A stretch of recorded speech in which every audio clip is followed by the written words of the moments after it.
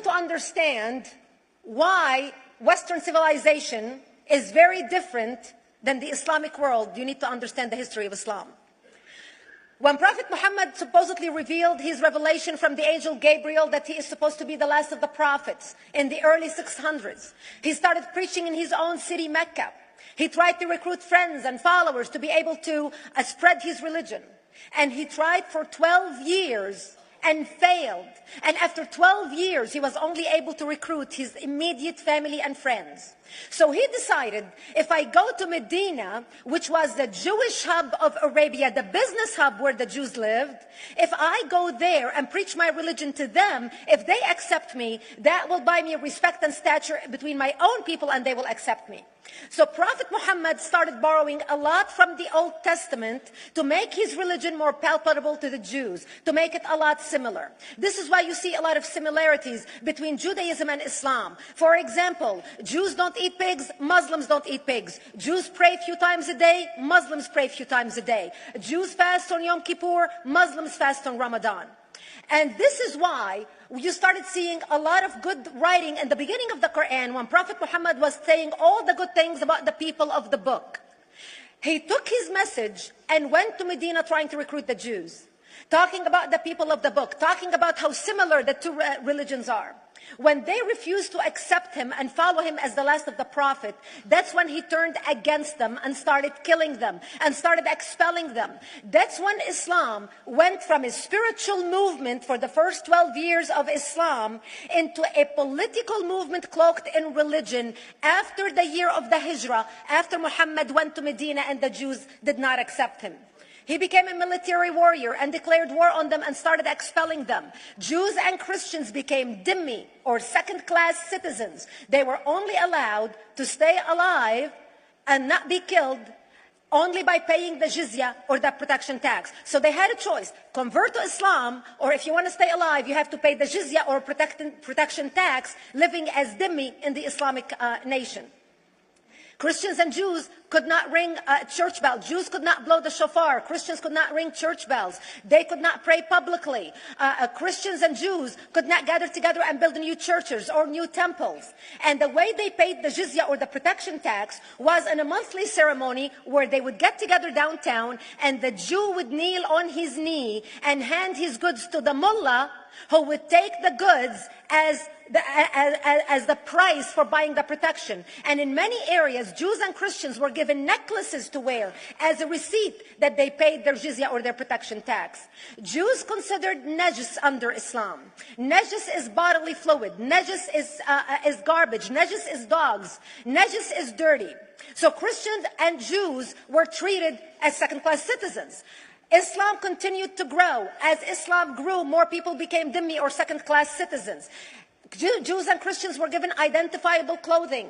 The yellow star, which was given to the Jews, that most people think is a German invention. It was actually an Islamic invention in the 9th century in Iraq by the second Khalif al-Mutawakkil of Iraq, who invented the yellow star for the Jews to be identified as they walked down the street. Because Jews were considered najis, if a Muslim man or a Jew walked on the same side of the street, the Jew had to cross the other side so the Muslim man can walk, so he's not dirtied by the filth of the Jew. Christians were given the zunar, the belt, which most of you men are wearing right now. That was an Islamic invention for the Christians. Islam continued to grow. They went all the way to Jerusalem. They conquered Jerusalem. Christians couldn't ring their church bells in Jerusalem. The Pope in Rome in 1090 told the Christians, how could you sit idly by and allow your brethren to suffer like this in the Holy Land? You need to go liberate the Christians. You need to go help the Christians. That's why the Crusaders were launched. The Crusaders were not launched because they just felt like waking up in the morning and going and converting a bunch of Muslims or beheading them. The Crusaders were launched to liberate Jerusalem. And they were able to liberate Jerusalem for less than 100 years before Salah ad-Din al-Ayyubi, Saladin, took it back, and Jerusalem remained under Islamic control until 1967, when the State of Israel liberated Jerusalem, where Christians, Jews, and Muslims could pray under the same sky.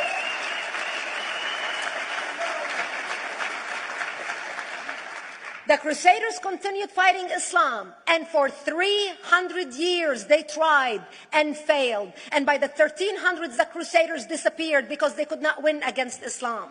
Islam continued to expand. They went all the way to Central Europe. They went all the way to China. They went to India. They conquered Spain. They changed the name of Spain from Spain to Andalusia.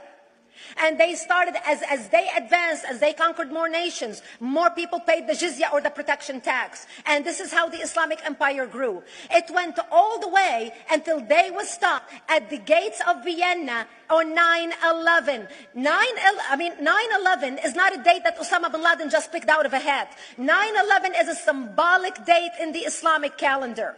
By the 1600s, Islam had covered more of the earth's surface than the Roman Empire did at its peak. Between the 1600s and the 1800s, the Europeans were experiencing the European Industrial Revolution, where the Europeans were able to invent products on factory lines, where they are able to make money and sell products, which gave them the money to build a strong army in order to fight the Muslims. And that's how they were able to stop them at the gates of Vienna on 9/11.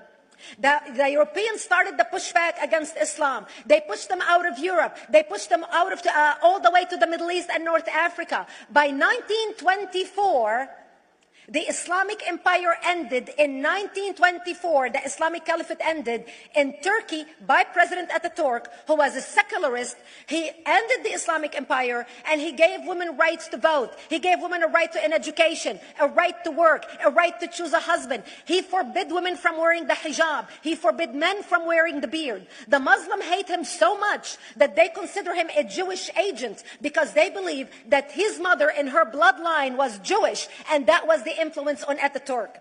By the time the Islamic Empire, or the Islamic Caliphate, or the Islamic State ended in 1924, the Islamic Caliphate had existed for 1400 years, and it ended less than 100 years ago. By the time the Islamic Caliphate ended in 1924, 270 million people around the world were killed by Islam. 270 million. And we didn't have weapons of mass destruction, and there was nuclear weapons. All of these people were killed, butchered by the sword.